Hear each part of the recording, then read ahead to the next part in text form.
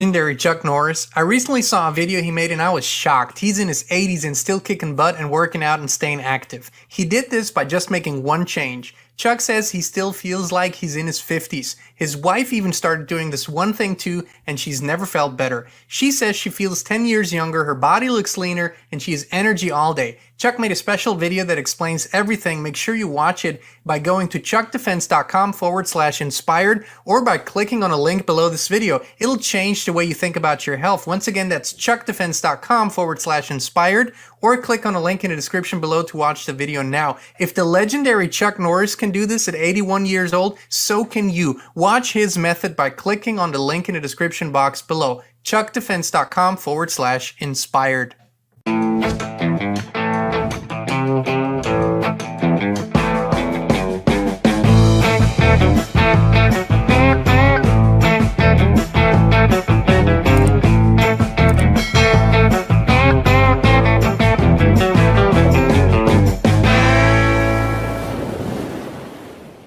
The total solar eclipse. Travis County is preparing for a wave of visitors by issuing a declaration of local disaster. So declaring a disaster allows Travis County to take steps in order to prepare for the solar eclipse. One of the things is asking those who are going to be hosting watch parties with 50 people or more to please register with us. Bell County is issuing a disaster declaration more than a month ahead of the eclipse. Kendall County is the latest to issue a disaster declaration ahead of next month's eclipse. At least 3 other counties in Central Texas and the Hill Country, located in that path of totality, have also issued disaster declarations. Kerr County has also made a disaster declaration specifically requesting additional fuel, drinking water, and medical supplies. A disaster declaration is now in place for one Texas county, all because of next month's solar eclipse. Ohio Governor Mike DeWine signing an executive order to assure state agencies will be prepared. Hey, Inspired Tribe, my fellow freedom lovers. It's John Nolan here. Thank you so much for tuning in to another Inspired live stream. It is Friday, March 15th, 2024. We're healthy, we're wealthy, we're whole, we're free. And today we're talking about, this solar eclipse event. It's kind of really weird, the stuff that I'm reading about it, that we're hearing about it, how they're reacting, what they're putting out there.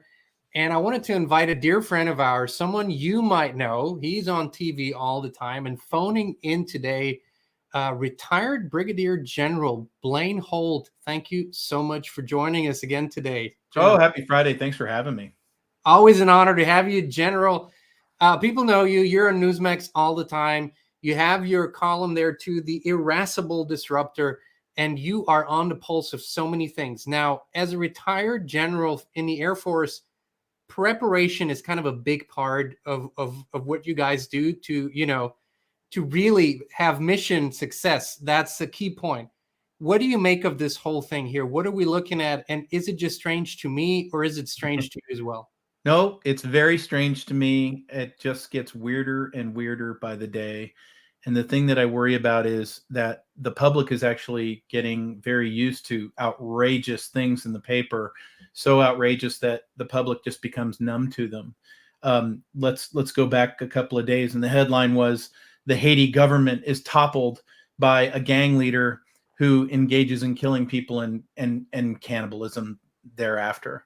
And we're just at the end of that in the news cycle. And that's what passes for, oh, well, yeah. I mean, who wouldn't bat an eyelash at that? And so back to the Air Force planning and my career as a strategist, in military planning, to be successful, what in the civilian sense we might call preparation or prepping, you call anticipation. And with any mission that you have an environment that you're operating inside that mission. And there's 2 conditions that you have to plan for that you don't know what those things are, but you need to forecast what those things could be. One is the most likely scenario. What are you most likely to face? What do the probabilities tell you is likely to happen? And then the other one is the most dangerous scenario. What's the worst it could be? How bad could be? And for today's crazy headlines, going back to the first thoughts of COVID, BLM, Kabul falling, stolen elections, all kinds of stuff, all the way to get to today. Wars everywhere, a wide open border. We worry that the most likely thing we're going to see is a black swan event, and that could be financial, could be illegal aliens turning on us because their UN money dried up. It could be cyber attacks. It could be EMP, electromagnetic pulse. Could be any of those things. But it's likely, we think, that in the next several months or even in weeks, you could see one of these black swans become an event for you.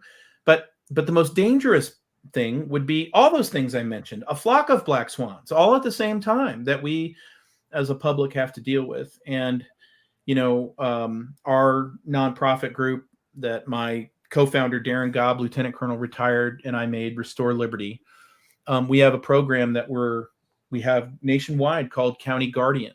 And it's not fear-mongering. What it is about counties getting serious about taking their own communities seriously and coming together to prepare for potential disruptions, storms, things that might overwhelm their own local governments.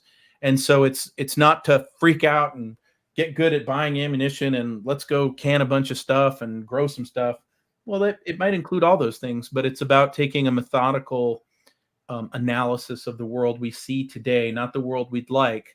And then how do we buy down some of that risk? You're never going to have a perfect plan to anticipate the circumstances, but what you can do is identify some of the risks you think you see in your community and get community people together and address it. General, what really strikes me as odd is, and I've seen disaster declarations ahead of time before, like when there's a storm moving in or whatever, but when there's a storm moving in or when there's a hurricane moving in, tornado, you're actually anticipating a disaster. This is not a disaster. This is a solar eclipse. So yeah. How do you reconcile this discrepancy in facts? And do you actually think that there's something behind all these declarations that hasn't necessarily to do with the solar eclipse? Is there something else going on, or is it all connected? So let's review a couple of things. It's not a far-fetched statement right now to say that our government's credibility with us is probably at an all-time low. We hear all kinds of stuff in the media. We hear these hapless justifications about why Ukraine is number one, why there's nothing that can be done about the southern border until we spend billions more, why it's so necessary for us to run up the federal credit card, why the climate change crisis should outweigh impinged food supply chains in our own nation. So the credibility coming out of the nonsense that is Washington, D.C. is just not there. So when you start to see, okay, we have a solar eclipse track. Guess what? We have that every few years. It's not a secret. And I can't remember in at least my time on this earth where in anticipation of a solar eclipse event on our country that we were sounding the alarm, releasing federal funds, getting FEMA ready to go, getting ready for some sort of apocalyptic type event. What I worry about is that there are so many Americans now who, whatever comes out of social media or whatever comes out of the mainstream media, they just buy it lock, stock, and barrel. And really, this is a period of time where you got to question everything you hear. So I always ask when I see this stuff, like what you played at the beginning of this podcast, what is it that they're worried about? What? Okay, I get it. You can hurt your vision if you look directly at a solar eclipse. Beyond that, what is the threat? Exactly, General. Exactly. That used to be the guidance since I've been on Earth. Right. Listen, don't look into the sun directly. Wear those glasses. That was the whole safety guidance. Now you're supposed to, let me read this to you. This is official guidelines that I've read. Stock up trucks, make sure oil and transmission levels are full, and first aid kits packed as part of basic needs travel. What? Yeah. I should check my transmission oil fluids because of a solar eclipse. This is so insane. But at the same time, we had a conversation 10 days ago. Let's unpack that a little bit, though. And let's okay. I'll let you. Yeah, please let's jump on. unpack exactly what you just said just a little bit here. So, if your government is telling you specific advice, like make sure all the fluids in your cars are up, make sure the gas is up, tanked up. Well, let's go to the why would they ask you to do that? Well, what that means is they don't want you stranded someplace. They want that vehicle to be operational. Well, wait a minute. Why would they be asking that? Well, that means the last thing they want is a whole bunch of people stranded on a highway. Well, okay, why would that bother them, and why are they worried about that happening? So here's what I have. In other trusted people that I talk to around the world, I've got quite the Rolodex of folks that I definitely trust.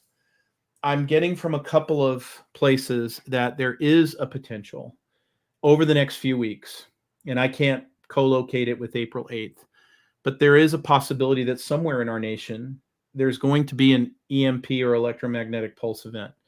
Now, you could conveniently, if that were to happen along that path of the solar eclipse, well, then you might have a government that explains that away as saying, oh, this solar eclipse was like no other. We've had a solar flare storm because we've been marinated in that news story over the past 4 years that, solar flares are just around the corner and these are bad and it could wipe out your electronics. Well, in reality, that is true if it's the right kind and if it's exactly the right type. We haven't seen that since I think the mid 1800s. And then there's this other thing. Their physicists are warning us all about the Schumann resonance, and here comes these frequencies, and you're just a heartbeat away from losing everything. So now you've got a government warning you about a solar eclipse, which is something which is usually a nothing burger. And we're hearing chirps and peeps that there might be some chatter that something EMP-ish is upon us. So what I would say is, the government warning you about these things and telling you to take these actions, do it. Do it, because they know something you don't know about all this. And it could just be your local government is merrily passing on federal guidance from the swamp and being nice little robots and saying, we're supposed to warn people about their cars. Let's warn them. But what I would say is the government, probably it's in their best interest and first responders' best interest that if we have an event of some kind coming up, they want to eliminate as many people from the scene of the bad thing as possible because it's just more to manage for them. So if somebody says this is what you should do, listen, I would take it one step further. I would plan during the 8th through the 10th when they're making all these warnings about the eclipse. Look, if you don't have to go on a trip, if you don't have to be out on the road, if you have the option to just stay home with your family, do that.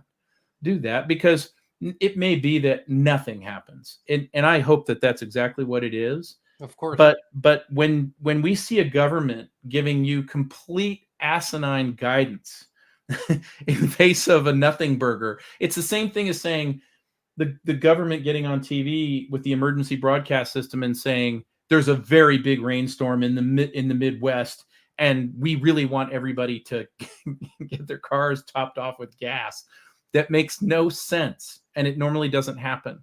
So something's up, and since we can't know exactly what it is, take precautions and probably take what they're saying seriously because they probably mean it. And without perfect knowledge or the insider intel, I would say, you know what? I'm just going to lie low, and maybe nothing will happen. But I would be. None of this makes sense at all to me, and we have other things going on in this nation that seem to be a higher threat than this. Let me ask you this, General. In your active time in the Air Force, if you had this kind of media and local and state government messaging, and you were on base somewhere, what would you do in that time? What would you have done? Given that media hype and that local government preparedness hype, what would have been your action steps? Sure. Who would you have called, and how would you have reacted? Yeah. So, I mean, for me, if I was, let's say I was a commander up here in my neck of the woods at Fairchild Air Force Base up in the Northwest. The first thing I would be doing if I saw that type of reporting is I would go up my intelligence channels and I would go up my chain of command and I'd go, what is this nonsense? And where is this coming from? And what does this mean? because I have to protect this installation, its mission, and its people and its families. And if there's going to be some sort of event that causes civil unrest downtown, that could compromise my mission. So in anticipation of those things, hearing this guidance, I'd want to go qualify that information. And then if I didn't get satisfactory answers, or if somebody just patted me on the head and say, be a good colonel and run along, then I'd probably make decisions that were out of an abundance of caution or lack of knowledge. I would probably then say, all right, we're going to button down the base for a couple of days. We're going to restrict movements. We're going to cancel leaves. We're going to do those types of things wherever we have the authorities to do that. Because I don't have the information that I need to protect everybody, and they won't give it to me. But if I did have the information, then obviously I'd take the appropriate action. But I certainly would hope that all of these commanders that are at these military installations in these zones would be going up their chains of command and going, all right, what's this? What do I need to be doing about it? And have you, as far as you can tell, have you heard any chatter that, from your peers that are still active, that this is highly extraordinary? No, I haven't, but I'll tell you, I'm trying to get that if I can.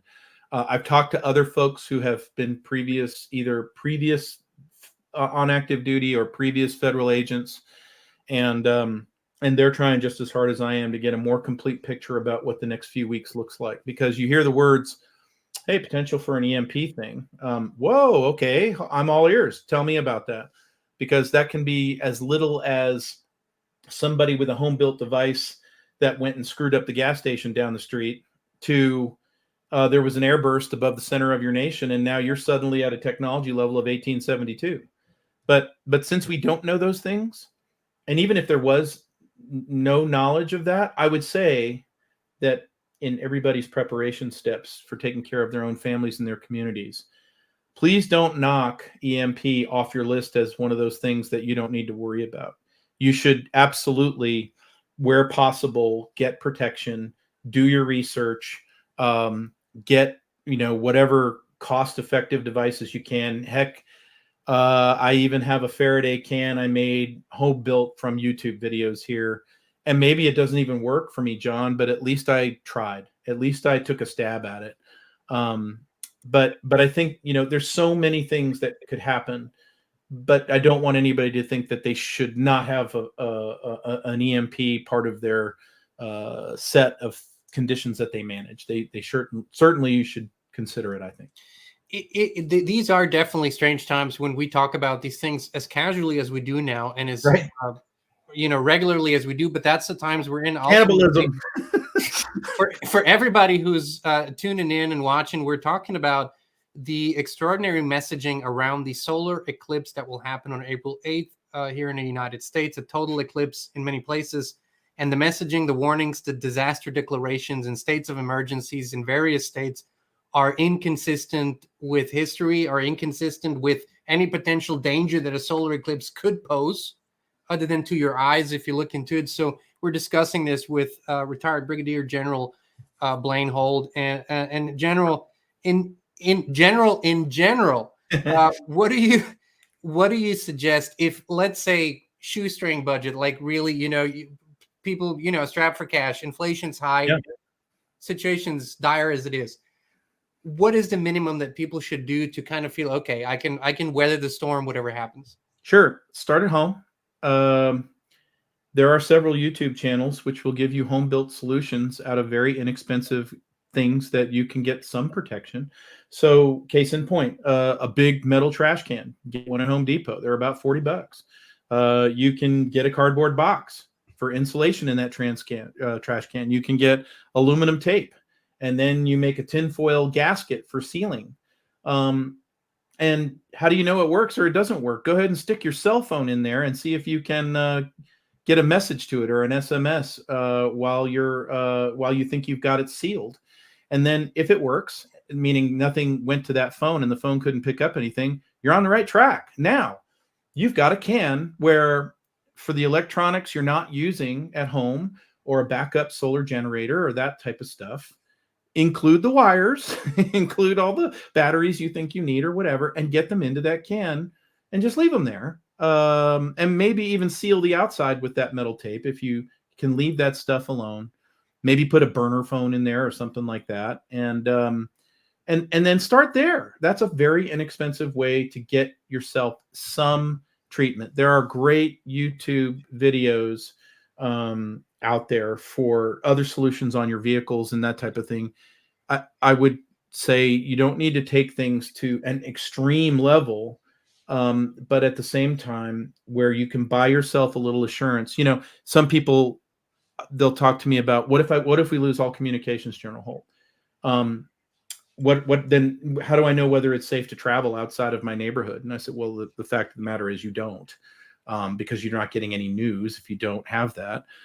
But the most dangerous situation I can think of is you have so many parents that have kids that are living in another part of the country, or they're going to college in another part of the country, and they can't get in touch with them. And what's the first stupid thing that they're going to do as parents with big hearts? They're going to jump in a car and they're going to drive to them and try to get them.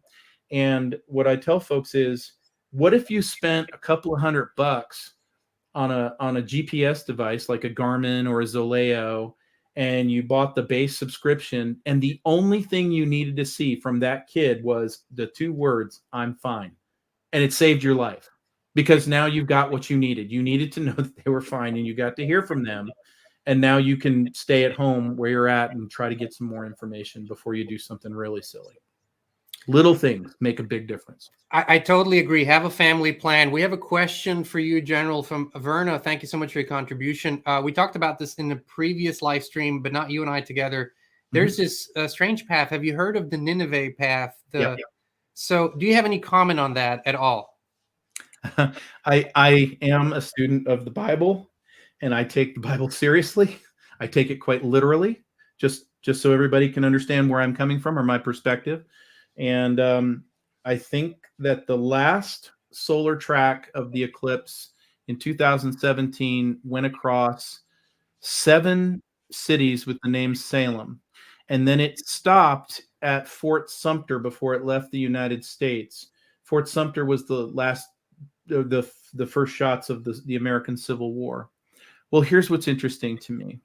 Not only is there a connotation between coming to these Ninevehs, kind of suggesting that there's linkage to the story of Jonah and the whale, but there's also a place in, I think, Jonah, Texas, where it's going to cross over as well. And then the very first point that this crosses over into the United States is Shelby Park, where all this TV camera stuff has been going on with the illegal migration at Eagle Pass. Well, Shelby Park is named after General Shelby. General Shelby is the last Confederate general, and he buried the last Confederate battle flag there at Shelby Park, and that's why it's called that. So the dying gasp of the Confederacy is where the eclipse is entering. Now, I'm not suggesting to you that these things mean anything other than they're really quite interesting, but I am telling you that there is a lot there to unpack and to go, wow, that's a ton to be considered. And, I'm not here to presuppose that from a biblical perspective, I can know exactly what's going on. But I do think that there's something to this eclipse that should have us have our attention. And we need to pay attention to it. Of course, the government's now giving us reasons to pay attention in a variety of places. But this thing about April 8th through 10th, do remember what a letdown for most people was. They had been all geared up to handle Y2K, and then it all went away and nothing happened. Well, maybe this goes away and nothing happens, but maybe we don't know the real reason behind it is the only reason it went away and nothing happened. I don't know, but I know that if this is what it takes to get people interested in taking a few precautions for the uncertain times that are ahead, well, then go ahead and do it. And after April 10th, if nothing happens, don't go back to normal. Keep taking care of your family and your communities, because in this election year, we have a lot to go. Exactly, General. That would be my next question, by the way. I totally would agree with you on all points. And there's something to be said for these dated events. Oftentimes, like the government pushing out all these warnings in the messaging and whatnot, right? It on the surface, it appears to be connected to that particular date or that event, but it just might be, like you say, this is giving us enough fuel for attention, but there might be something else that we actually need you to prepare for. Right. We just can't say it, right? So there's so many ways for this messaging, but you hinted at it's an election year. You are a strategist, and I know you're often you're often brought on board as a consultant to consult on projects, and so strategy is a big part of what you do. If I would hire you as a consultant right now and say, listen, General, I have a family, I have a business and multiple businesses in different areas. What am I looking at for the rest of 2024, given the current climate? What do we need to prepare for, and what do you anticipate will happen until the end of the year? Yeah, so starting at the business level, I would say that to the extent that you can buy some insurance for your business, and what I mean by that is, businesses hold free cash flow in banks. And I'm not saying that that's a bad idea, but I am saying that the stability of the financial system is questionable right now, especially if you start doing some pretty good research and digging into the dynamics between China, its real estate banking crisis, and Wall Street right now. But if we do have a big banking problem, and if the dollar were to come under a real crisis, you would probably wish that you had put a portion of that free cash flow into hard assets or instruments. I mean, depending upon your CFO, that could be something like T-bills or treasuries, or it could be hard assets like metals, or something that's more likely to be a good store of value in a very, very difficult and uncertain time. I would have those thoughts as a business person. And then I'd start thinking and looking at my real property, things like we were talking about, EMP, what's my exposure? What's my ability to communicate with my customer base? How do I get the word out to them? Can I satisfy my customers in a degraded communications environment? Have I thought those things through? And then just treat your family like a business and think the same way. How is my perimeter where I live? Am I defensible? Do I really know my neighbors? Do I know who they are? And are these people who are going to turn on me if we have bad times, or are these folks that I can build a team with and we can all strengthen ourselves off of each other? Is it a good idea that we have these talks on this side of whatever the storm could be, as opposed to when we're in the thick of it? Bug out, always the worst case scenario for anybody, but do I have to do that based on my environment? Or am I definitely a bug in person, but I've got some caveats? And then what do I think the time frame is? How much do I need to plan for? Is this, I think it's so funny that FEMA has these public service announcements, and they keep running them that says, FEMA says you should have 3 days of food on hand. It's like 3 days. Oh, that's great. 3 days will get you to the next news broadcast, if there's even going to be one. What I would say is, start thinking in chunks of 45 days to 6 months, and make those your goals. And then don't freak out if you don't meet a goal. I'm not here to turn everybody into a ham radio operator, a mesh network guru, and all these other things. But this topic is something that can't be fringe any longer. It has to be mainstream, and it has to be okay to go, hey, look, I'm not a prepper, but I am a person who's concerned about my own resilience and my community's resilience.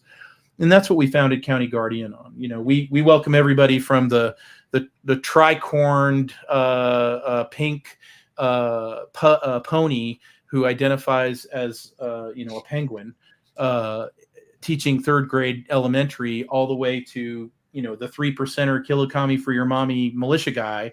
It doesn't matter. Here in our county, we want everybody to survive and prosper. We can, perhaps have our political squabbles on the other side of the storm. But right now, we think it should be we all rise or we fall together, and we would prefer that we rise. And that's why at ksrg.org, that's my own County Guardian group here in Northern Idaho, Kootenai Stability Resilience Group. It's not political, and it's not meant to scare the daylights out of somebody. It's meant to tell folks, hey, storms could be coming. Grab a shovel. Come help us out. Make some plans.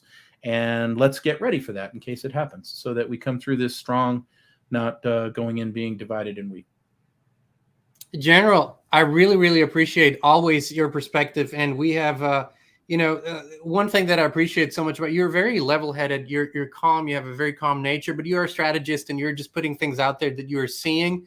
You're actually on TV all the time talking about these things and simply saying, "Listen, this is what we're in. We can't put our head in the sand and pretend that we're not in it, but we can do these things to get through it." And on the other side, there's a lot of beautiful potential, like we keep saying, but it's up to us to take responsibility for our own lives and not rely on any structure that we have no control over. So I appreciate your words in this really a lot. And I know you're very busy, man. I appreciate your time today. Before we let you go, you and I discussed a couple of times before the ban TikTok bill as it was proposed Oh yeah. a year ago.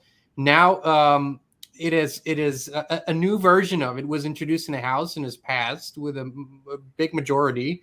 What do you think of this current version? It's still very controversial. And are you in agreement? Are you in support? What do you think? Yeah, I think the train left the station really late. They're coming up with a solution that might have looked interesting a few years ago, maybe 5, 6 years ago. But there are much wider threats in the social media environment than just simply TikTok. So I get very nervous when we're going to select one platform and we're going to say this is where we're going to make it okay to destroy free speech and eliminate your rights. What needed to be worked on is we either needed to get appropriate regulation out to all the social media companies and regulate what that data looked like. And of course, it's fine to tell China, you're not going to own an information influencing platform in our country. And if you did, we would certainly expect to have the same in your country, which you don't allow. But what the politicians are doing right now is they're patting themselves on the back saying, see, we stuck it to China. No, they haven't. China is buying up hundreds of thousands of acres of our farmland. They're destroying our food supply chains. They're killing us by 100,000 a year in a fentanyl cartel war. They're putting PLA members, People's Liberation Army members, on our soil to the tune of 300 to 400,000. They bought out many facets of our government in the deep state and in the Republican and Democratic sides. And we're going to go attack TikTok? And infiltrated the educational system. So take a squirt gun to the inferno, and that's what that legislation looked like to me. And in the process, we'll go ahead and nuke one of your rights at the same time, called the First Amendment. I think it's crazy. Well, I have one question. I read the bill because I like to do things, and usually these are 10,000 pages long. This one wasn't. But there was one provision in there that gives the president, you could interpret that, a lot of liberty into what apps could be considered sort of dangerous influence by a foreign adversary. But then how that is defined, I mean, I think almost this could apply to Rumble. I mean, if he wanted it to. Yeah, and Facebook and all the others. And honestly, so how is China really the worst bad guy if you've got a Mark Zuckerberg who spends $400 million to get ballot harvesters paid for in all the jurisdictions? How is that okay? Or how is it okay that if you say, I'm a member of America First, MAGA, MAGA, MAGA, well, now you're an extremist and a misinformationist, and it's okay for them to cancel you on a Facebook platform. But then if it happens on TikTok, oh no, we won't have that. So it's a bad application of the law. I think it's a lot of virtue signaling, and it's a lot of things for the members to take back to their districts to go, look what we're doing about China. And I think that we, the people, when they come back to the districts, to these town halls, you need to verbally tar and feather them, because they're coming back with nonsense. I just did this with our own congressman here in Idaho a little while back, where I was like, you can't possibly be voting for this spending bill in its current format. And of course you get the answers, oh, no, not like this. And they'll change happy to glad, and then they'll vote for it. But it does not mean that we, the people, shouldn't hold them to account and hold their feet to the fire. Get smart on some of this legislation and what it is the media is trying to evangelize you that just happened. And the most nervous I get is anytime you see the uniparty, meaning the Dems and the Republicans, standing up in glee going, look what we did in a bipartisan fashion. Then my hackles go up and I'm like, oh Lord, I have to read this bill because something has gone horribly wrong. That's exactly my reaction. It's like when 194 nations that otherwise fight with each other agree on all the WHO, the new stuff, the pandemic treaty. Same reaction. General, what I love is you are really doing and applying yourself to all levels, and I just want to say thank you for that. Thank you. First in the service, now in the service in another way, but you're working in this system, bettering it while it still exists, knowing we're going to get into something new and this is going to be fully transformed. And you're working on that front as well every day. This is exactly what we need. We need to walk and chew gum right now, and you're such a wonderful example of doing that, sir. Thank you so much. I appreciate you, and what you and Christine are doing with this channel has just been awesome, because people need to be able to get beyond this evangelizing they're given in the mainstream media, and they need to come to places like your good channel for honest discussion and honest talk about some of these really tough issues. And the one thing I hope that people get out of my work on Newsmax, John, is that no, I'm not a pessimist. I'm an optimist, that our best days are ahead of us. But we're going through a shaking right now, and it could be creator driven. It could be bad guy driven. It doesn't matter. Our attention is being grabbed, and I hope we all respond the right way, and with joy and glee in our hearts, and knowing that, you know, the storm's going to come. We'll make some preparations, and we'll get on the other side, and we'll see better days ahead. Oh, General, thank you so much. Amen to that. Beautiful words. Where can people keep up with your work? Where can they find more from General Blaine Holt? Well, I try to write once a week at the Irascible Disruptor on Newsmax. If you go to the Newsmax page at newsmax.com and you find insiders, you'll go find me there. And you can subscribe, and it'll automatically come to you when I get a piece out. And then I'm always at restore-liberty.org. or ksrg.org, and that's where we're working on resilience. And again, I love the folks who support my work, and certainly I try to answer every single little note that I get, and it fuels me, and I'm inspired by your Inspired channel. Always have been well before I met you. Thank you, sir. Thank you, sir. Right back at you. And Inspired Tribe, we put all the links in the description. Lots to learn from the General. I always love reading his thoughts and expanding my own horizon. General Blaine Holt, thank you again for coming on today. We really, really appreciate it. Thank you, John. And Inspired Tribe, thank you so much for tuning in.